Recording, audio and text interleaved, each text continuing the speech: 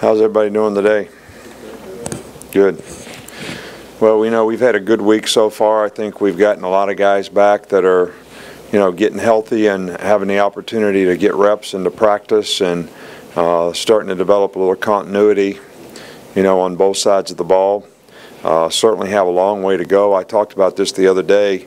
It's so important when you get to this point. A lot of guys, it's been a long time since we played a game. We've really had a lot of practices. We, practice against each other a lot. Players get tired of doing the same things over and over and over.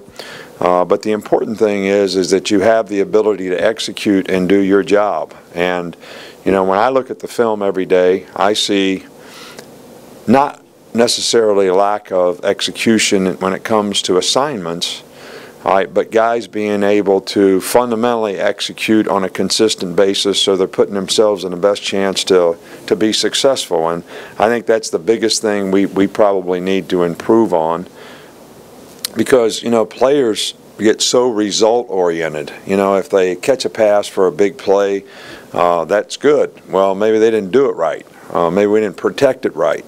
So maybe the result is not necessarily worthy of the execution.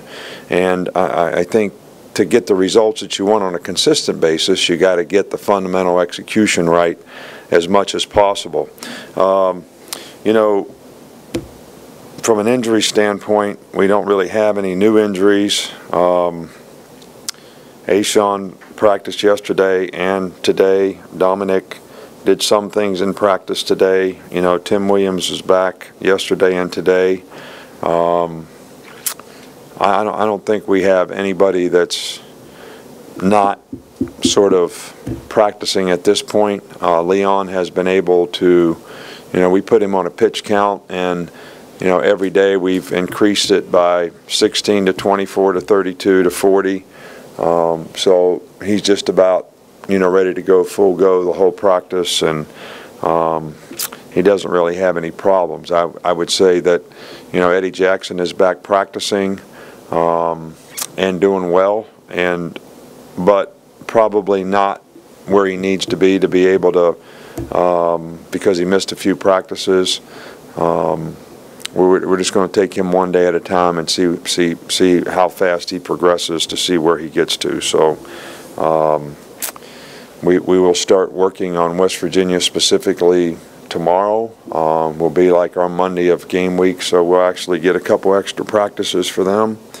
And they're a very explosive team, have a lot of team speed, score a lot of points on a lot of people last year, and I think when they played well defensively, they were a pretty good team. When they didn't, they got a lot of players back on defense, and watching their spring game, they look very good on defense. So this is going to be, a real challenge for us, as all first games are, but it's also a great barometer to see where you are. So we're looking forward to it. We'll start over here with Andrew, and then Michael. Yeah, just kind of looking at the outside linebackers, one with Tim Williams, how much of a challenge is it for him when he's getting into the swing of things this late in the process, and then two, just what you've seen from other guys? Well, he missed 20 practices. So what kind of challenge is this for the other guys who are out there practicing every day in that position? He's going to have to practice and get himself in shape and, work to show people that he's capable of having a responsibility and a role on this team, and that he can be trusted to do the right things. And, it's interesting that, Dr. Rosen was here for a couple days, and, he made me remember, because he showed me a couple reports on players, in terms of getting drafted, old ones. And, what's always interesting is, every report starts with what a good football player guy is. He can do this, this, this, this, and this. It's all good. Then there's two words that come after that. But, and there's never anything good that comes after but. Or there's and. he's really a good person, and he really does what he's supposed to do, and he's really well liked by his teammates, and he can be trusted, and he respects everybody, and he does the right things. But is not good, because most of the time when there's a but in that report, things go downhill after that. So, and that's everybody's responsibility to understand what they have to do the right things, and we certainly want to support our players to do the right things and help them realize the consequences of not doing the right things in terms of helping them be successful as people, you know, in school, as football players. All these things are, you know, the reason these guys are here is to be more successful in life. We want them to have a successful football career, an academic career, but hopefully some of the things they learn will help them be more successful in life. Michael? Now the game week's here, which positional groups have the most to prove still to compete for jobs? Which positional groups? I would say, you know, inside linebacker is an area that, you know, we need to continue to develop at. And obviously, you know, even though I'm pleased with the way, you know, both quarterbacks have progressed, I think it's so critical to the team that, you know, we have a guy that can play with consistency at that position and can play winning football there. That's something that we have to continue to improve on as well. I don't think there's any part of our team that does not need to improve. But those two we're really focused on in terms of what they need to do to help us be a better team. With Ashawn, what have you seen from him conditioning-wise in the last couple of days, and how is he progressing? Well, I think that, you know, Ashawn's a hard worker, and he worked really hard in practice. I asked him how it went, and he said, you know, I really got a lot of work to do to get my quickness back and to get in shape and to be able to sustain, which is to be expected. But, you know, we're going to work him, and when he's ready to play, we'll play him. And, you know, it's a long football season, and we have a lot of football to play. But, you know, his knee never bothered him at all. That wasn't an issue at all. So, you know, that's the good news. And he's going to have to, you know, work his way back in practice. But we were encouraged by what he was able to do. Right here.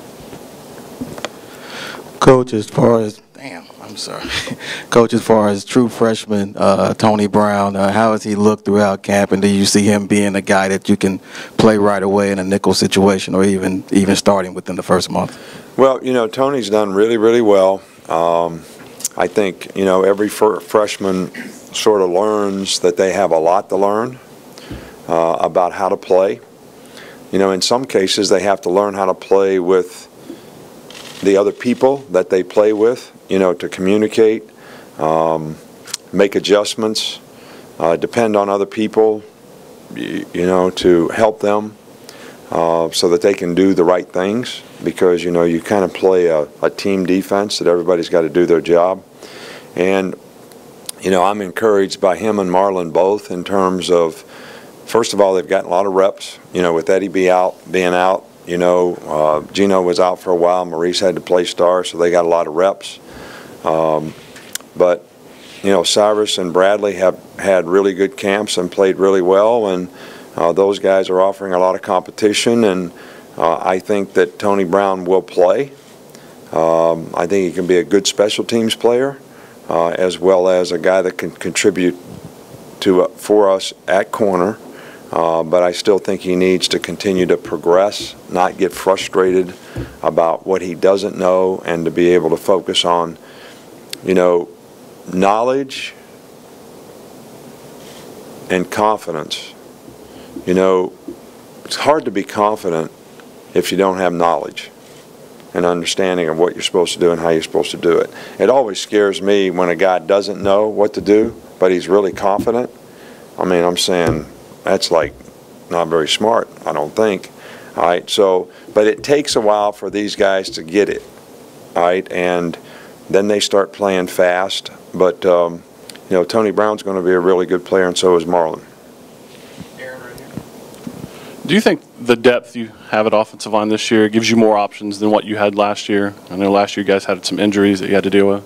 Well, we've had some injuries we had to deal with this year because the two guys that could offer us the most depth in the offensive line have missed a significant amount of camp.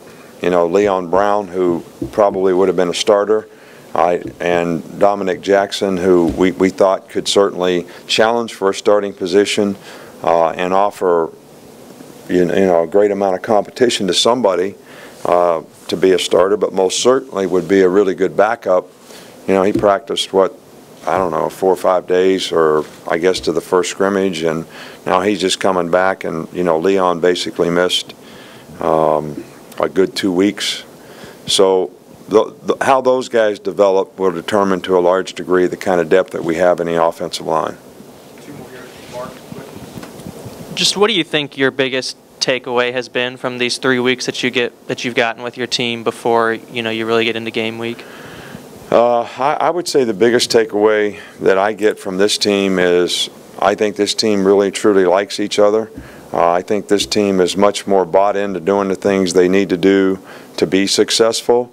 There's not a lot of complaining. I don't hear a lot of negativity. I don't see a lot of negative people.